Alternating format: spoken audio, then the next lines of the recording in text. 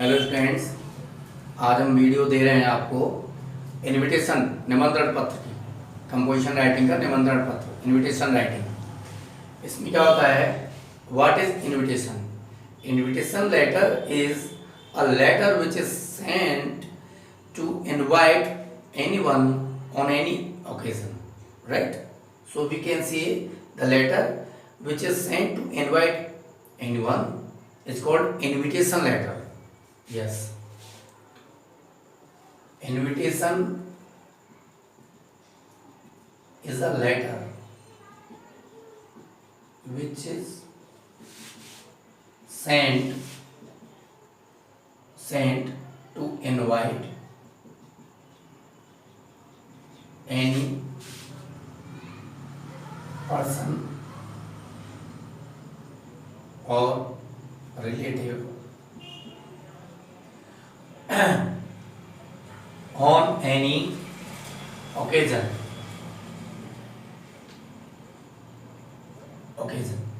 right? जब हम इसको पढ़ते हैं तो हमें ये पता चलता है इनविटेशन लेटर टू काइंड्स में होता है। टू काइंड्स में एक फॉर्मल है, अदर इनफॉर्मल काइंड है, राइट? फॉर्मल काइंड वो है जो इनविटेशन कार्ड्स, इनविटेशन जो हमारे घरों पर आते हैं वो फॉर्मल है, और दूसरा जो सिंपल एक लेटर होता है इनफॉर्मल लेटर, वो लेटर टाइप में आता है, वो इनफॉर्मल होता है। तो इनमें डिफरेंस क्या क्या है? फर्स्ट डिफरेंस, ये इम्पर्सनल होता है, ये पर्सनल होता है। Most difference,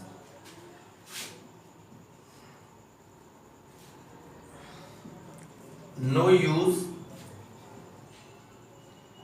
of phrasal verb, no use of phrasal verb, use of phrasal verb.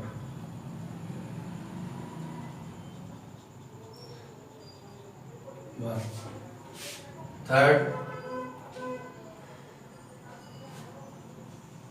no use of any proverb, idiom, statement।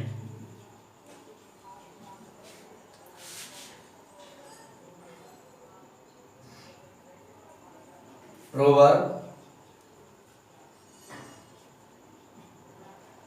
idiom and statement can be used, right? Yes. These are some differences. Fourth difference, use third person pronoun,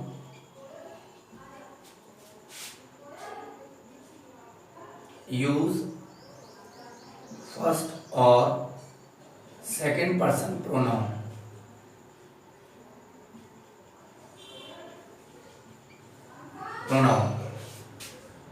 right?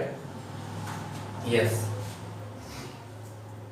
तो these are some differences, इनको हमको ध्यान रखना है जब हम formal invitation और informal invitation की बात कर रहे हैं। अब हम इनविटेशंस में भी देख लें, हमारे लिए जो मोस्ट टॉपिक है वो क्या है? रिप्लाईज। तो हम कहेंगे फॉर्मल रिप्लाई, फॉर्मल में दो, अगर हम बात करें रिप्लाई, और यहां भी हम बात कर रहे हैं रिप्लाई की, तो दोनों में दो दो होंगी। एक रिप्लाई होगी एक्सेप्टेंस, एक्सेप्टेंस के लिए, और दूसरी रिप्लाई होगी डिक्लाइनिंग के लिए, जिसे हम रिफ्यूजल कह सकते हैं। रिफ्यूजल और डिक्लाइनिंग या शोइंग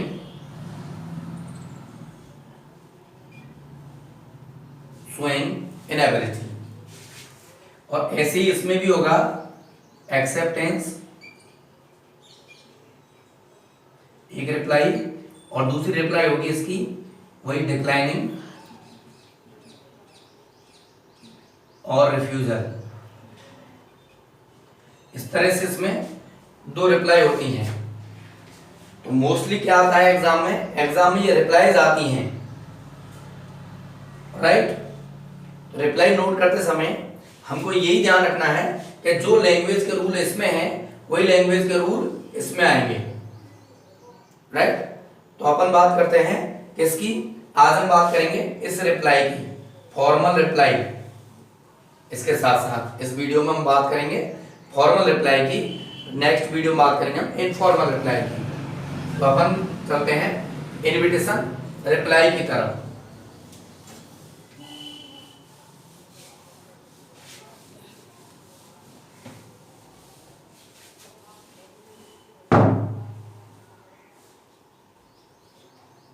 इनविटेशन रिप्लाई, यस, इसमें सेम रूल है जो भी अपन यूज करने जा रहे हैं। इसमें थर्ड पर्सन का थर्ड पर्सन प्रोनाउन, ये सबसे इंपॉर्टेंट रूल होता है। इसमें थर्ड पर्सन का यूज आपको करना ही करना है, क्योंकि ये इम्पर्सनल है। कैसे है, इम्पर्सनल है। इसीलिए हम क्या करेंगे, सबसे पहले रिप्लाई के लिए एक कार्ड बनाएंगे, बॉक्स, राइट। हम इसके दो फॉर्मेट होते हैं हमारे पास। अपन क्या करेंगे, हम दोनों फॉर्मेट में देख लेंगे। एक सीबीएसई के लिए भी होता है, एक आरबीएसई के लिए भी होता है, और हम दोनों को दोनों में यूज कर सकते हैं, ऐसा कुछ नहीं है। तो देखिए, फर्स्ट जो सिंपल वाला फॉर्मेट है वो ये है। फर्स्ट ऑफ ऑल हमको 1 पर्सन है तो मिस्टर, या 2 है तो मिसेज एंड मिस्टर, हमको ऐसे नोट करना है फर्स्ट में। और उसके बाद एक्स वाई जेड, ये कौन होगा रिप्लाई में, रिप्लाई में उल्टा चलेगा, ये होगा आपका गेस्ट, अतिथि। मतलब जिसको हमने इनविटेशन भेजा वो हमें जवाब दे रहा है, और वो जवाब में हमें बता रहा है कि हम क्या कर रहे हैं। तो वो जवाब में क्या दे रहा है, वो हमको थैंक यू बोलेगा, थैंक बोलेगा। अब थैंक भी किस मुद्रा में बोल रहा है, किस भाव से बोल रहा है। तो अब हो सकता है वो आपको सिंसियरली थैंक्स बोले, ग्रेसफुली थैंक्स बोले, कॉर्डियली थैंक्स बोले, कुछ भी थैंक बोले। तो ये 2 पर्सन है, मिसेज एंड मिस्टर। तो थैंक, अगर एक मिस्टर होता तो यहाँ क्या होता, थैंक्स, क्या कर देते हम, थैंक्स। अगर केवल एक के लिए तो थैंक्स कर देते। ये थोड़ा आपको ध्यान रखना है, ठीक। थैंक्स, किसको थैंक, अब आ जाएगा Mrs and Mr ABC। ABC कौन है, ये होस्ट, ये होस्ट है, जिसके घर पर प्रोग्राम हो रहा है उसका नाम पीछे आएगा इसमें, क्योंकि रिप्लाई है, रिप्लाई गेस्ट दे रहा है, तो गेस्ट भेज रहा है, वो खुद थैंक दे रहा है, अभी थर्ड पर्सन चल रही है, ठीक है। इस तरह से तो वो कह रहा है कि ये मिसेज एंड मिस्टर सिंसियरली धन्यवाद देते हैं मिसेज एंड मिस्टर को, किसके लिए, फॉर देयर काइंड की जगह आप वर्ड यूज कर सकते हैं सॉलिसिट या बिनाइन इनविटेशन।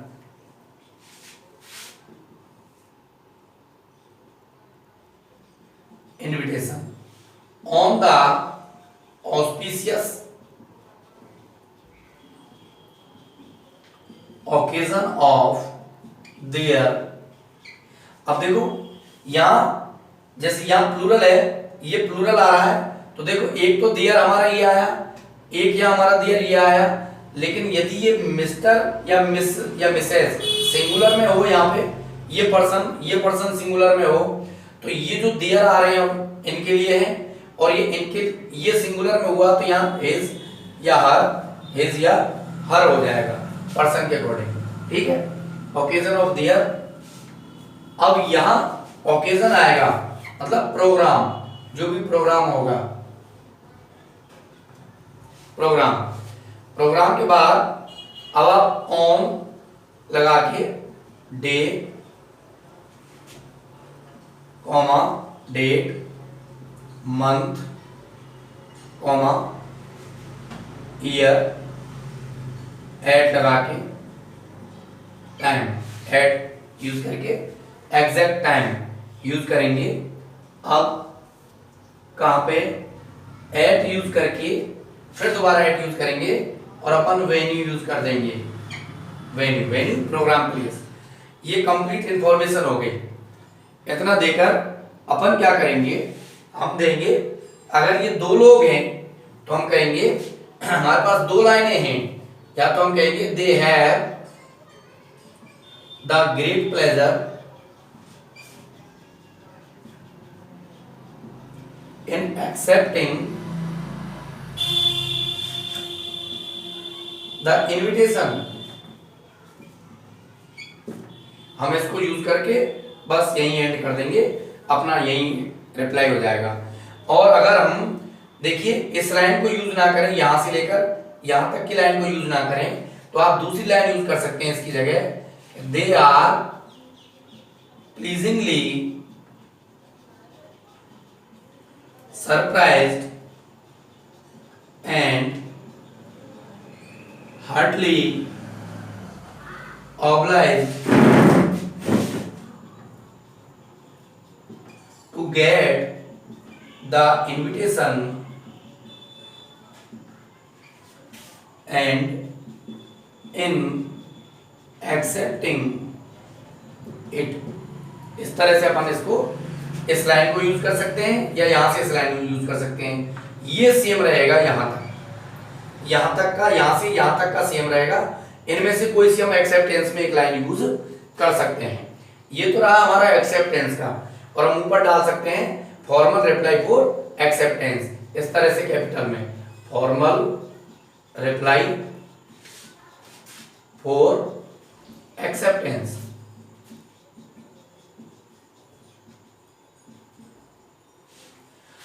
अब देखिए स्टूडेंट, अब हम क्या देखेंगे कि ये हमने रिप्लाई नोट कर दी किसकी, एक्सेप्टेंस वाली, लेकिन इसी की लैंग्वेज में और हम अगर रिप्लाई करें किसकी, डिक्लाइनिंग वाली, तो कौन कौन सी चीजें यही हमारे लिए यूज में आ जाएंगी। तो देखो केवल हमें डिक्लाइनिंग में क्या करना है, अगर डिक्लाइनिंग करते हैं तो सबसे पहले हमको इसको हटाना है,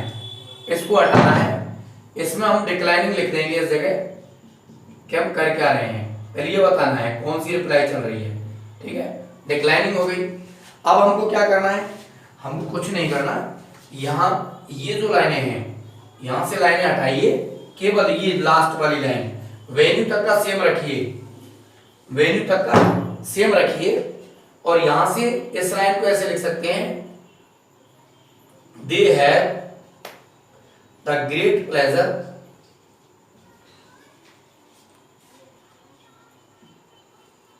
टू गेट the invitation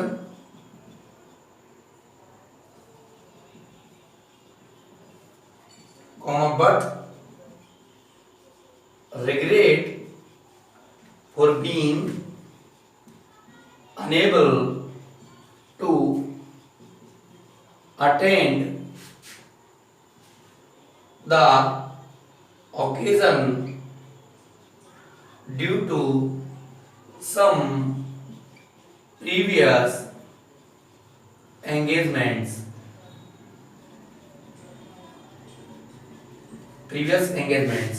तो देखिए दोस्तों क्या है, अब ये जो लाइन है ना, अब हमने यहां तक तो सेम रखा, केवल हमें नीचे बस जो एक्सेप्टेंस शो करना है नीचे शो करना है, डिक्लाइनिंग शो करना है नीचे शो करना है, तो नीचे वाली लाइन ही चेंज होगी जो दे से स्टार्ट हो रही है। अगर यही सिंगल पर्सन होता है इनमें से, ये सिंगुलर में होता तो ही, सी और हैव को हैज में सिंगुलर में आ जाता, रिग्रेट को रिग्रेट्स में सिंगुलर में आ जाता। ये अपने ग्रामर की प्रॉब्लम है, बाकी तो लैंग्वेज ऐसे रहेगी। और जो दूसरी लाइन मैंने अभी उसमें दी थी, वही हम दूसरी लाइन अगर यूज करना चाहें तो हम दूसरी लाइन ऐसे यूज कर सकते हैं कि they are pleasingly surprised and heartily obliged to get the invitation but regret, फिर ये यहां से रिग्रेट वाले वर्ड से सेम हो जाएगा, regret for being unable to attend the occasion due to some previous engagements, ये हो जाएगा। अब इसमें क्या क्या चीजें हैं यहीं से देख लीजिए। यहां हो सकता है सिंगुलर हो, यहां हो सकता है सिंगुलर हो मिस्टर, मिस या मिसेस, तो यहां ये चेंज हो जाएगा थैंक्स में। हो सकता है ये सिंगुलर हो, एक ही पर्सन हो, तो ये हो जाएगा हिज और हर में। ठीक, इनमें से आप देखिए काइंड, सॉलिसिट और बेनाइन में से एक यूज कर लीजिए। ठीक, invitation on the auspicious occasion of, अगर ये वाला सिंगुलर है, दूसरा वाला जो होस्ट है वो सिंगुलर है, तो भी ये देयर का हिज और हर हो जाएगा। फिर हम क्या करेंगे, ये जो ब्लैंक हमने दिया है, इस ब्लैंक में उस प्रोग्राम को नोट करेंगे, जो हमारे प्रोग्राम है उसको नोट करेंगे। फिर टाइम शेड्यूल ऐसे रखेंगे, ऑन के बाद डे आएगा, फिर डेट आएगी, मंथ, ईयर और एट का यूज करके फिर एग्जैक्ट टाइम करेंगे 7 PM 8 PM जो भी आपका है। फिर एट यूज करके आप वेन्यू नोट कर सकते हैं, ताकि वेन्यू की कोई आवश्यकता भी नहीं है। फिर हम इसके साथ पॉइंट और फिर हम पूरी लैंग्वेज, ये जो मैंने 2 लाइनें बताई हैं मैं आपको रिटन में भी दूंगा, ये लाइन हम यूज कर लेंगे। और ये रही आपकी फॉर्मल रिप्लाई, और नेक्स्ट वीडियो में इनफॉर्मल रिप्लाई। सब्सक्राइब करें और इसको लाइक भी करें, क्योंकि सब्सक्राइब करेंगे तो आप पर नोटिफिकेशन पहुंचेगा और तुरंत आपको नई वीडियो के बारे में पता भी चलेगा। Thank you.